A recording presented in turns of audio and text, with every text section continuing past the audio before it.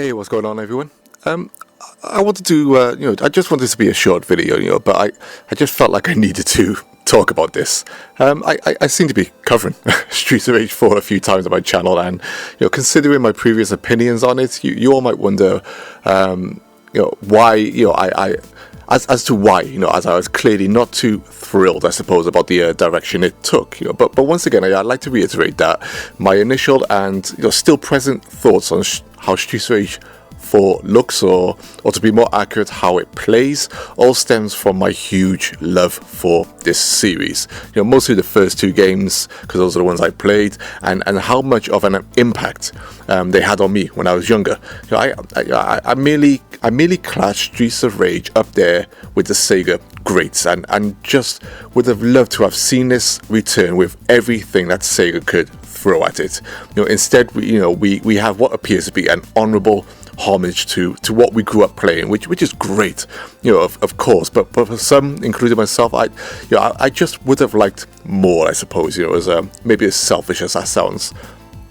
This is in no way, again, undermines what the current developers are doing here, and I bet they are thrilled to be working on this title, and who could blame them, right? Especially after this recent news. But I've been over this, in previous videos, and I just want to focus on this recent developer diary video that has released, and more importantly, the confirmed composers, now listed to be creating the music for this game, and I'm sure for many, all our fears in regards to the music for Streets of Rage 4 have been put to rest, because we're not only getting Yuzo Koshiro, the composer of Streets of Rage 1 and 2, but we're also getting Masahiro Kawashima, who also composed Streets of Rage, who is also a composer of Streets of Rage 2 and 3.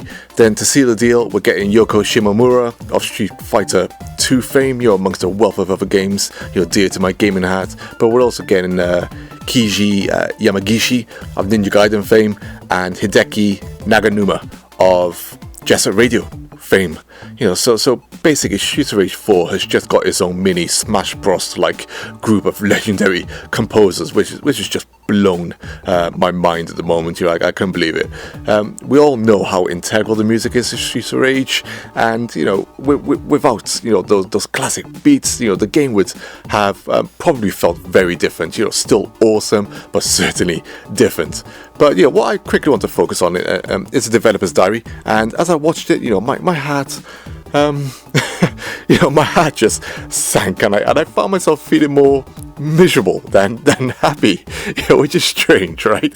And these feelings started, pretty much from this moment, which I'll play now. 彼の代表作の音楽はもう知っていますし、下村さんはたびたびお会いして飲んだりとかしているので、全然同じ業界でいつも頑張っている方っていうそういう。So to reiterate, the quote, I see her as a person struggling in the same industry, and that actually got me feeling all emotional. Seriously, video games are they're a funny thing, right? Especially when it comes to music. The world can.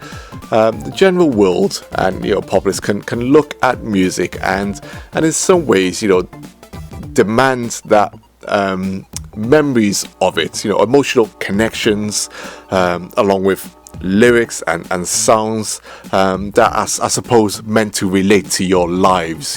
Things like love, loss, happiness, sadness, etc. The general world seems to believe that this is music. The artists who make music videos, the Michael Jacksons, the Elvises of the world, as it goes, they release albums and singles in the charts, get paid millions to appear on stage. The general world, I suppose, believe that these people are the ones we connect with the most, our idols, the ones who add sound to our lives. But for me, that's not entirely the truth, and in many ways, it's far from the truth. I find it, I actually find it deeply, upsetting to see, these people these composers, these video game legends to me, who for me have created compositions that have lingered in my mind my entire life. Ever since I first hear them, the compositions that instantly take me back to moments in time in my childhood or when I was a young adult.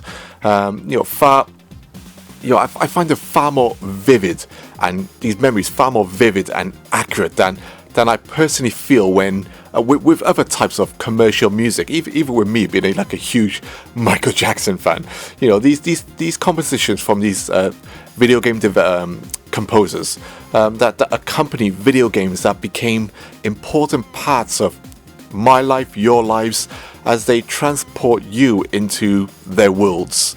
Yet here they are.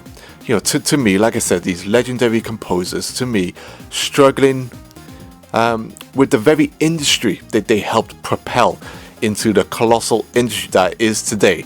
And I say struggle, I'm sure they're still doing well, but there's stuff that they are not in a place where I feel that they should be.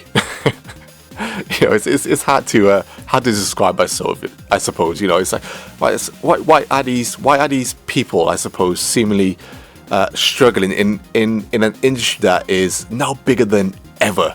Yuzo Koshiro, came on Twitter later to say how honored and excited he is to be working on Streets of Rage 4 with his esteemed colleagues who he's worked with before, and if you listen to the developer's diary, who was in some ways in competition with before.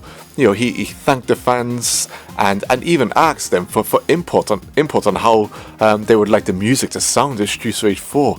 And I replied to him, and I just simply replied that I couldn't even begin to attempt to suggest ideas to him, because how could I tell such a composer how I'd like the new music in Streets of Rage 4 to sound. All I'm going to say to him is, I want it to sound just like, Streets of Rage 2 and 1, because that is Streets of Rage music to me. To me, the idea is just ludicrous to even suggest, and for me, in some ways, a far different story to me suggesting gameplay ideas.